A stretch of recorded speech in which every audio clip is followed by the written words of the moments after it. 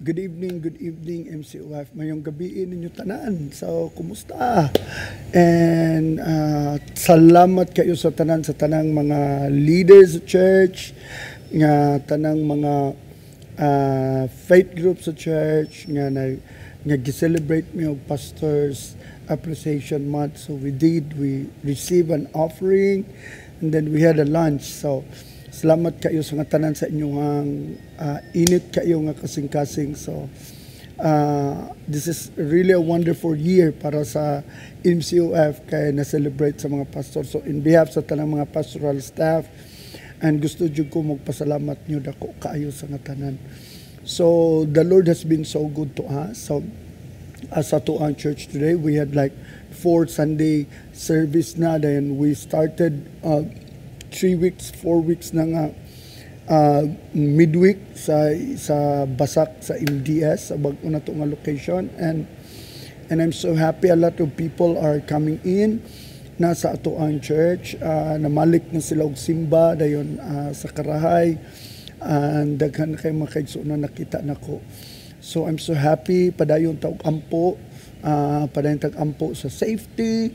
At the same time, pwede tag-ampo sa pag-move forward sa ato ang church, pag-move forward sa ato ang ministry. So, salamat kayo sa nga tanan ninyong pagpaluyo sa mga pag-ampo sa atong church. Karon critical kayo sa nga tanan para sa atong church because we're growing. We're growing a lot of new people. Nakita na ko sa Ginoo, mga tao, gutom kayo, giuhaw kayo sa Ginoo sa ilahang kinabuhi. And this is a nindot nga season para sa tuwa ato ni i-grab na opportunity sa atong church. We could reach out more people, we could help more people, we will be an environment where broken people makaila sila ni Ginoong Hesus pinaagi sa ato ang ministry. So, and salamat kay sa tanang mga faith group leaders nga almost 100% na sa atong faith group ni balik na gid sila og faith group. Ang uban wala man gyud mahunong sa online, then ang uban nag-start na pod face to face, and so kinahanglan na nato social distancing, kinahanglan nato mga measures nga gikinahanglan sa government ni kinahanglan nato in place. Pero dili ta mohunong or mo slow down sa atong tawag as a church. Ingon nga mga sumusunod ni Ginoong Hesus, kita gipanagtawag ta to go and make disciple and be the light and the salt of this world. So nahimo tang catalyst or nahimo tang part sa measures sa pagsugod pa sa quarantine, and this time we want to be part again sa pag-open up. No, so munang please continue to pray and pasalamat sad ko sa mga tao nga padayon sad naghatag. Many of you bisag wala pa gani mo appeal sa face to face nga simba, you are supporting our church financially, and I pray that the Lord will bless you more, and not only you receive a word of blessing, but literally you will experience favor sa Ginoo. And thank you sa mga kaigsuunan, mga in Cebu or outside Cebu nga gihimo yun din yung pinaka-best. I know how hard it is nga nag-sacrifice mo for you to support our ministry financially. Labi na karon we expanded slowly, and the Lord is blessing us, and my prayer nga ang Ginoo magapanalangin ninyo as well. Thank you so much for supporting, and thank you for all the volunteers. Grabe ito mga volunteer ba gikan sa Manlimpyo, sa atong mga center, gikan sa ato ang mga ministry. Karon nga week we give na pod kanang relief goods sa ato ang ministry, no, kato mga nanginahanglan, kato ato mga beneficiaries through compassion. Nakadawat na sad sila relief good this week. Extraordinary ang sakripisyo sa itong mga pastor, sa itong mga leaders, sa itong mga staff para i-implement lang ng itong ministry. No, I know nga nag-risk sila sa ilahang lives kay adto sila sa mga community nga dili nila familiar, engaged sa mga tao. So we are blessed with people sa itong church nga nagyoy kasing-kasing sa pagpangalagad. So for that, grateful kayo ko diha sa Ginoo. So, and I pray nga padayon gyapon ta sa pagpangalagad sa Ginoo. And I hope nga okay lang mo diha. So alright tonight, so sa ato ang discipleship night, I want you to, akong prayer karon tonight nga you will begin to grow sa atong knowledge sa atong pagpangalagad sa Ginoo. We begin to grow sa atong knowledge sa pulong sa Ginoo. Kay ngano mga kaigsunan, ang mga tao nga founded sila sa word ni God, muna ang mga tao nga strong ingon si Ginoong Hesus, those who hear my voice, those who know my voice, and those who know and apply ang will, ang pulong sa Ginoo sa ilang kinabuhi. Bisag unsa nga klase nga bagyo moabot silang kinabuhi, they will not be moved. Munang daghay mga Kristohanon nga dali ra madala sa pagsulay, dali ra madala sa ilahang pagbati, dali ra madala sa ilahang dali ra madala sa ilahang mga tentasyon simply because kulang mga kaigsunan, kulang sa strength nga gikan sa pulong sa Ginoo. So tonight I decided nga sa atong discipleship evenings or bisan pa sa atong face-to-face sa atong midweek, we will study book. And I remember last year there was a time nga sa discipleship 9 we study James. Nindot kay sa nga tanan daghan kayo tag nakatunan adto, pero tonight we will begin to study 1 Thessalonians and 2 Thessalonians. So I hope nga ready na imong mga Bible na dia or maybe sa imong cellphone, then I will encourage you to do highlight and put notes sa imuhang mga Bible so that when you go back sa imuhang Bible, naman ay note diha sa kilid sa imuhang YouVersion or whatever application. Ini-click nimo, makita nimo dito imong sermon notes. Then pag ikaw na po'y time mag-share, nga na kay opportunity to share the text, na kay nindot nga understanding o application sa imuhang kinabuhi. So all right, let's go. So, let's study the first chapter of Thessalonians. So, before I'll go to the first chapter of Thessalonians, the story begins sa Acts chapter 16. Nga sa Acts chapter 16, si Paul gipadamgo siya. Gipadamgo siya, nagdamgo siya nga sa iyang dream na ay Macedonian nga tao. Wa ko ka-sure karon kung ano kang kaila siya sa Macedonian, pero nag-ingon lang ang Acts nga it was a Macedonian man nga nag-invite niya ali diri sa iyang dream. So in lieu adto nga dream, nakabawdan siya nga gitawag siya sa Ginoo, nga gilid siya sa Ginoo to go to Macedonia. Then in the go through Macedonia, niagi sila ng city Thessalonica. Diya sa Thessalonica mga kaigsuonan, there will be the time nga nag-preach si Paul dito. Daghay mga nangalagad sa Ginoo, daghay mga nituo sa Ginoo ato nga time. Daghay gihatag nila ilang kinabuhi sa gidawat nila ang kaluwasan ni Ginoong Hesus adto nga time. Some of them are Jewish. Kay one of the things nga first buhato ni Paul permanente adto siya mag-preach sa Jewish synagogue. And then mag-preach pud si Paul sa merkado. So people could hear, and he is very creative and is very persuaded. Pero isa sa pinaka-the best nga nahitabo dito, they stayed there for many nights, and then nag-preach sila, and they preach. And then a lot of people nga niduol sa Ginoo nga nangalagad dito sa Ginoo nga time. But in chapter 17, kinahanglan mulaya si Paul dito, si Paul, si Silas, si Mark, si Timothy, kinahanglan mulaya sila tanan dito. Kay why? Kay na-stir up nila ang syudad. Nasuko ang mga tao sa government, nasuko ang mga influential nga mga tao. Nga it seems like nagdala sila og kagubot sa syudad. Why? Because a lot of people received the gospel. Then daghay mga taga Thessalonica nga nahigugma sa Ginoo, na nahimo silang mga strong believer. In just a pila ka mga adlaw nga silang Paul dito gawali. So after 1 month nga nawala si Paul, what Paul did, nag-start siya og imagine and pray every day para sa mga Thessalonians. Then gipadala niya si Timothy. Siya Timothy i-check daw dito unsa initabo sa Thessalonica. So what happened is when Timothy went back, naghatag siya report ug unsay nahitabo sa mga Kristohanon dito sa Thessalonica. Why? Because ang mga Kristohanon sa Thessalonica sad nihimo silang sikat. Daghay mga other cities nakadungog sila unsa nga klase nga mga believers ang naa sa Thessalonica. That's the reason why excited kayo ko sa Thessalonians, kay gi-comment sila maayo sa faith nga naa sila. So diha nag-story. So what Paul did, nagsulat siya 1 Thessalonians nga letter, iyang gisulat ito. So tonight we will study chapter 1, and next we will study we Sunday evening we will talk about 2 Thessalonians chapter 2. So in 1 Thessalonians chapter 1, kiingon niya, so versikulo 1, si Pablo og si Silvano og si Timoteo alang sa iglesia sa mga taga Thessalonica diha sa Dios nga Amahan ug ni Ginoong Hesus Kristo. Ang grasya ug kalinaw maanaa kaninyo. Sa kanunay, nagpasalamat kami sa Dios tungod kaninyong tanan, kanunay namo kamong gilakip sa among mga pag-ampo. Ingon si Paul, we are praying for you always.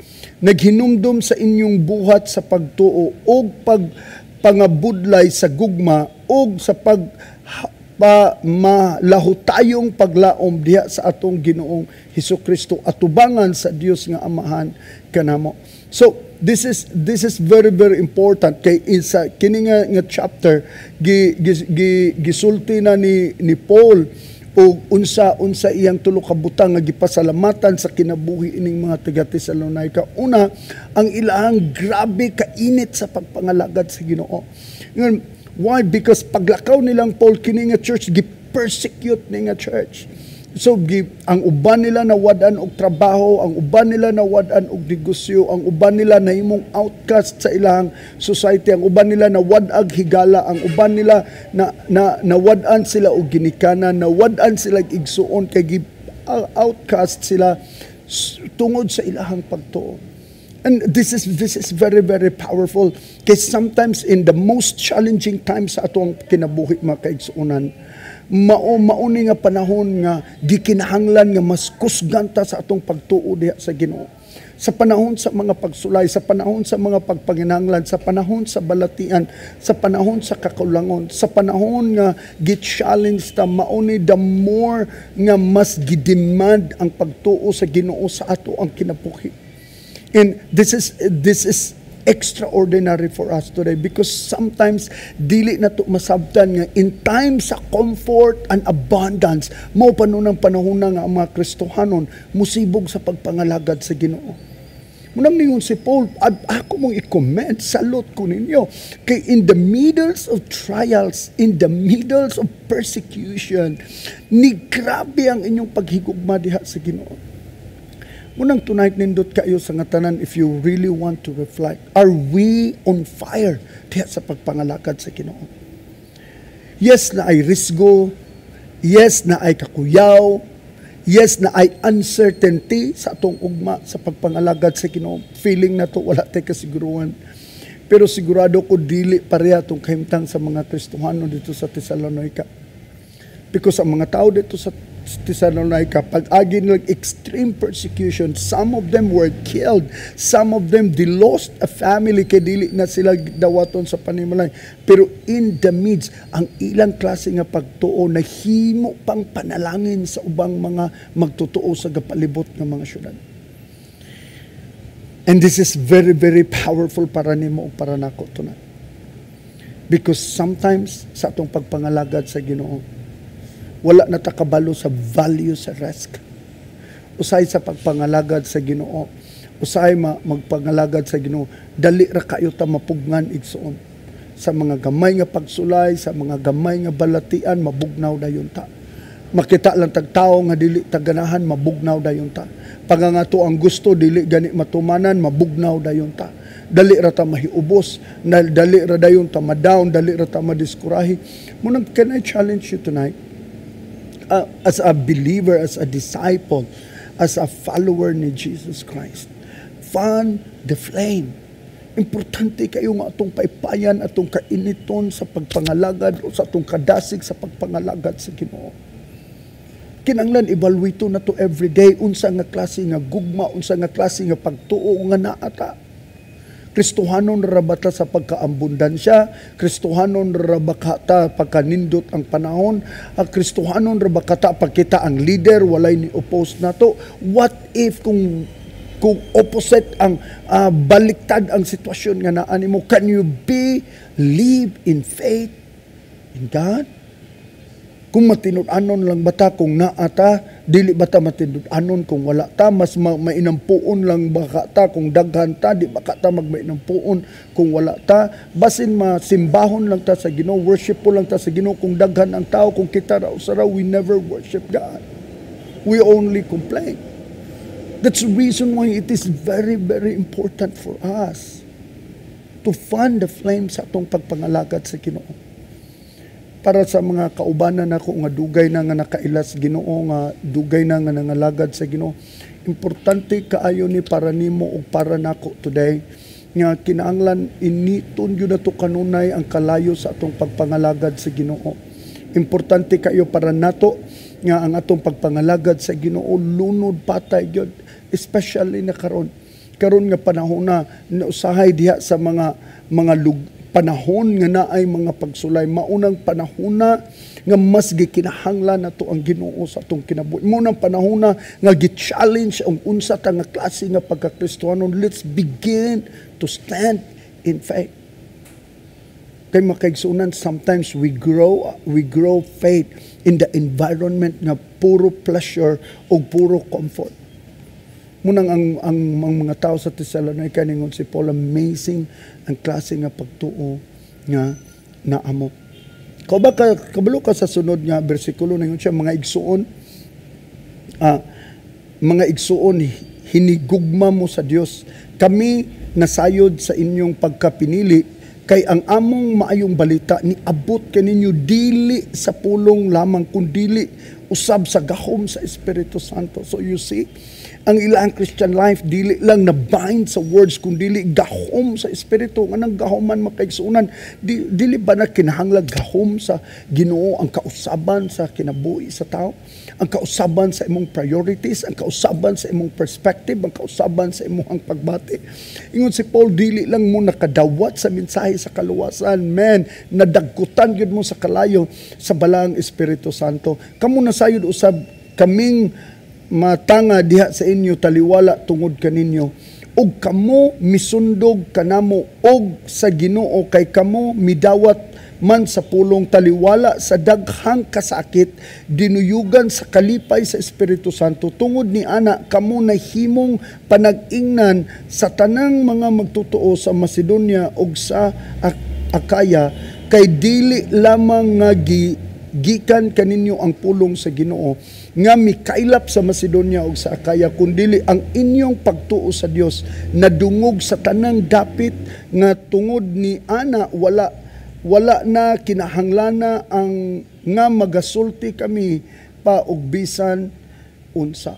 So you see nga ang klase sa faith nga naa nimo, grabe ang ilahang pagtuo, gi-surpass ang tanang mga challenges nga naa sa ilahang atubangan.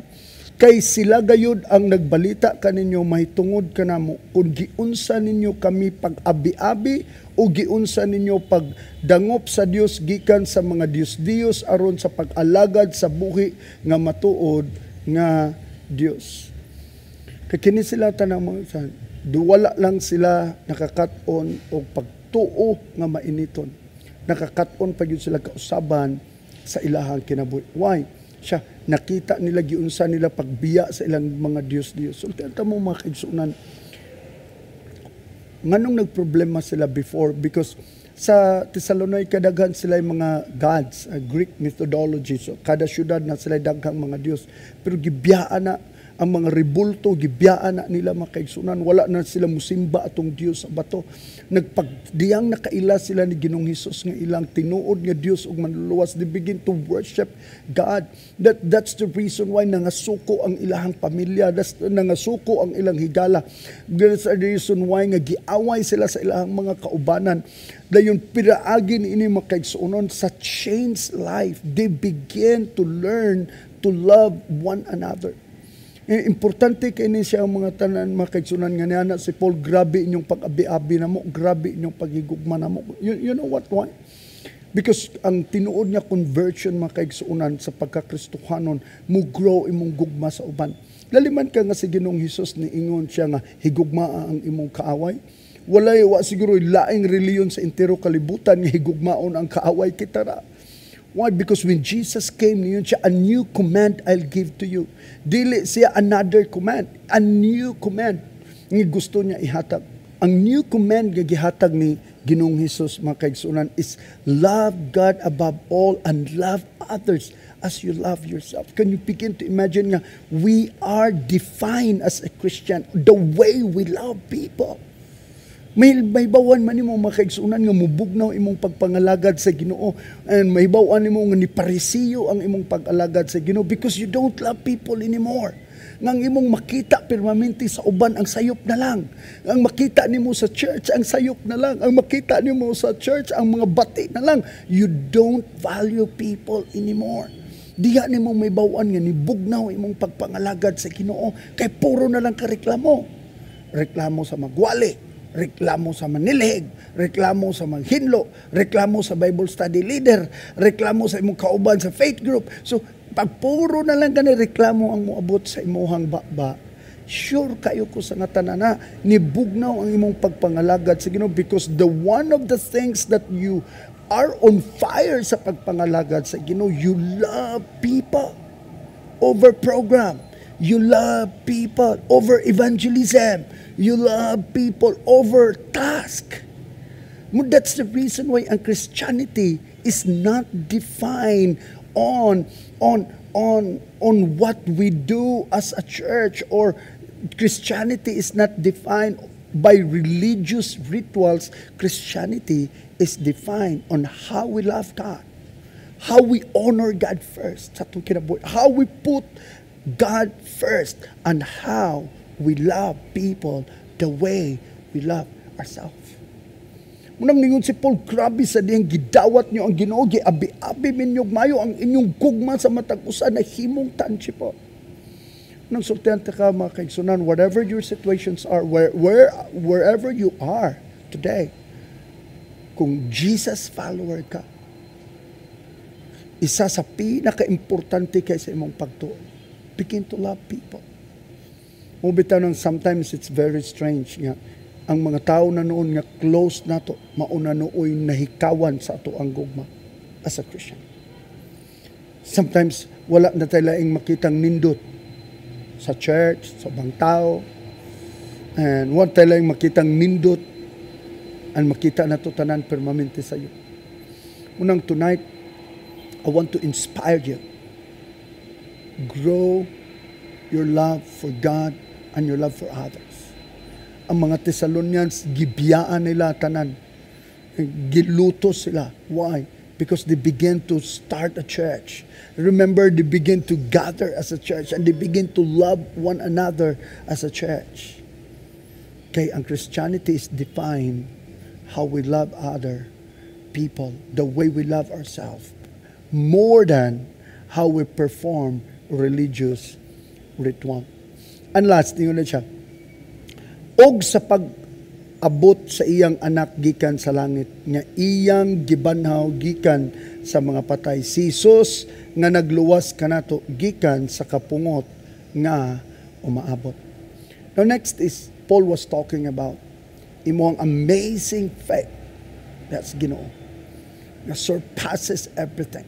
Nga bisan giunsa ka paglutos, unsa nga mga pagsulay, wala gyud ka musibog, wa ka mahadlok sa pagpangalagad sa Ginoo tungod kay ang imong pagtuo grabe gabugal-bukal. Ikaduha, imong gugma. Grabe imong gugma. Inyong gugma sa matag usa, inyong gugma as a church, extraordinary.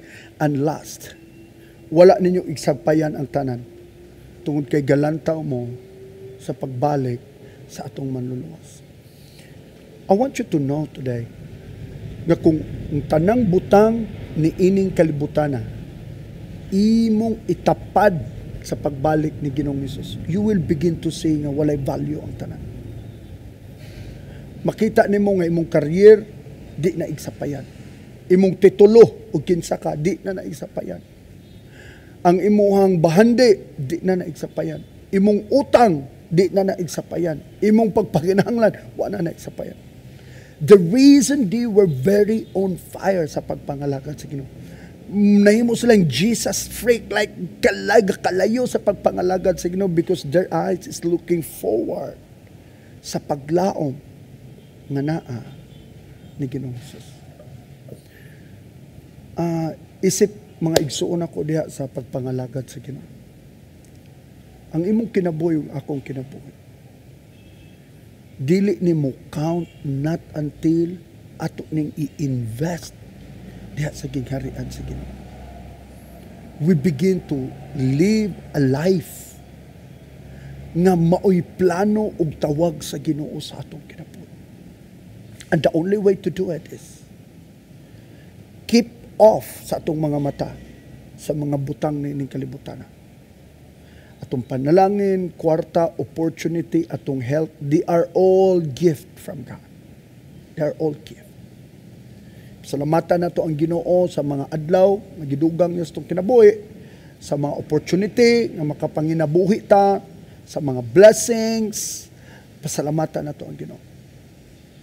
Pero ang ultimate nato makaigsunan, atong main goal para langit ta. Muna'y atong paglaom nga naa ni Ginoong Hesus.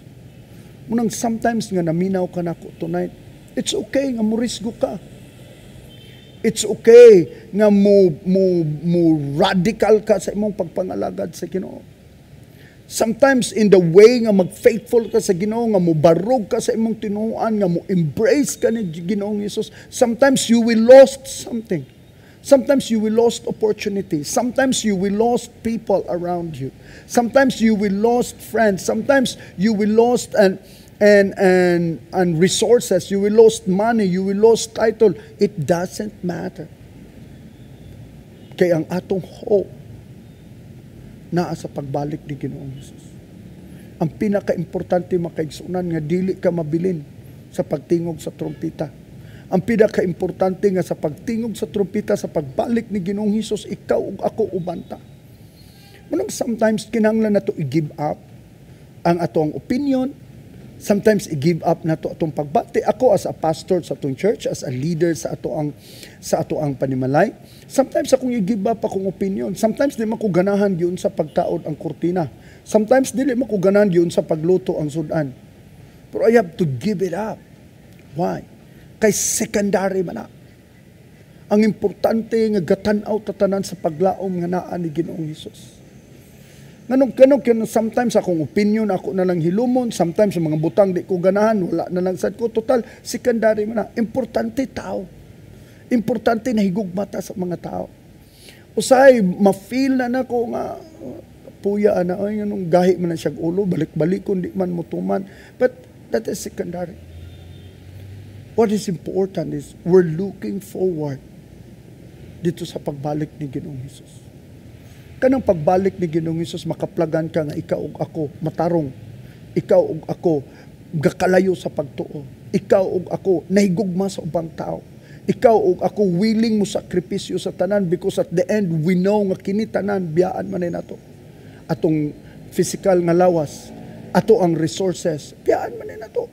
Ang ato ang title, biyaan ni nato tanan. Atong ministry, biyaan ni nato tanan. Kaya kita tanan, we're looking forward sa adlaw nga simbaho nato si Ginoong Hesus sa walay katapusan, sa mga adlaw nga makikuyog ta sa atong manluluwas sa walay katapusan. So can I pray for you tonight? Para sa mga kaigsuunan today nga naluya na mo sa pagpangalagad sa Ginoo and you are discouraged. And sa mga kaigsuunan today nga gaana ka, Pastor Ayan, please pray for me. And dasig makay ko sa una, grabe makay ko sa una, kadasig karon mura na magluya ko, anuos na malay nabili na ko, baho na malang sa aso mo inaan ako. I want to pray for you. Kay dili ka design para ana. And I love Paul nga ningon siya sa Thessalonica, grabe ang inyong pagpangalagad sa Ginoo. Abot sa ubang mga syudad.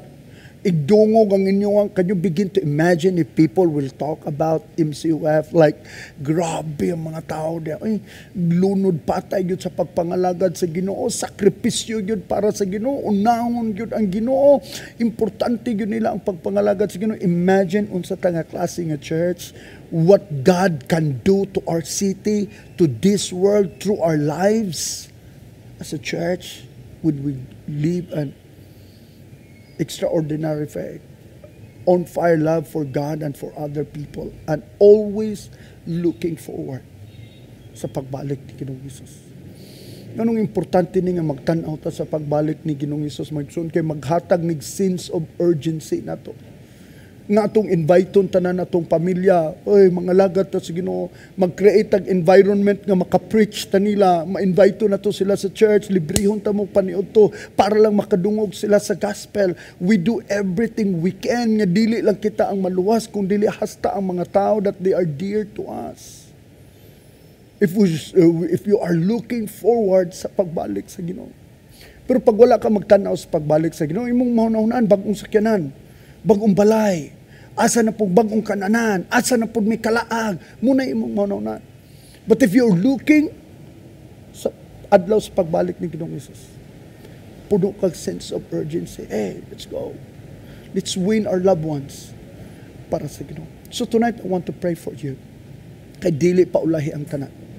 Kung kini nga sermon nagkigstorya sa imong kasing-kasing, nagkigstorya sa akong kasing-kasing. Kaya ang Ginoo gusto nga kita kanunay magkalayo sa pagpangalagad sa Ginoo. Can I pray for you tonight? Ginoo, nakita nimo ang akong mga kaigsuunan nga nasa silang panimalay, silang sakyanan, sa ilang room kung asa sila karon today. Nakampo ko Ginoo. Hikapami, punami sa balaang Espiritu Santo. Sunuga ang mga butang sa among mga kasing-kasing nga wala ka malipay, Lord. Sunuga ang mga butang sa among kasing-kasing nga mo'y nakapaluya na mo, nga mo'y nakapahinay na mo, Ginoo, sa among pagpangalagad ni mo, Lord. Nga sa una, dasig kay mi, sa una, gakalayo mi, kanunay, pero karon today, we need that fire, Lord. Because the battle is still on. And we are still here. And you are blessing us. And we want to be in the front line one more time. Gusto mi Ginoo nga among pagpangalagan nimo, ang among kadasig makita ni sa among mga anak, makita ni sa among mga apo, Ginoo. Lord, sa tabangi mi nga matag adlaw tan-aw mi kanunay sa imong pagbalik. Aron mabutang na mo ang mga yutan-on nga butang under sa mga langitnon nga butang. Aron na mi sense of urgency kanunay nga mga lagad gyud mi nimo, nga magpagamit gyud mi nimo, Lord God, mintras naapay panahon. Gamita ang among kinabuhi. Dalaygon ka sa way katapusan. Amen o amen. So, salamat kayo sa nga tanan. God bless you tonight. And we want to hear from you. If you have a prayer request or whatever, and gusto nimo i-share, you can comment below or you can email us as well. And salamat kayo sa nga tanan. Salamat kayo sa nga tanan. And let's di ta mohunong sa pag-inampuay nga matag usa nga gamiton pagyuta diha sa pagpangalagad sa Ginoo. Pag maluya ta, remember 1 Thessalonians, ang mga Kristohanon ilalom sa grabe nga pagsulay pero nagmadaogon sila. Maayong gabi sa nga tanan.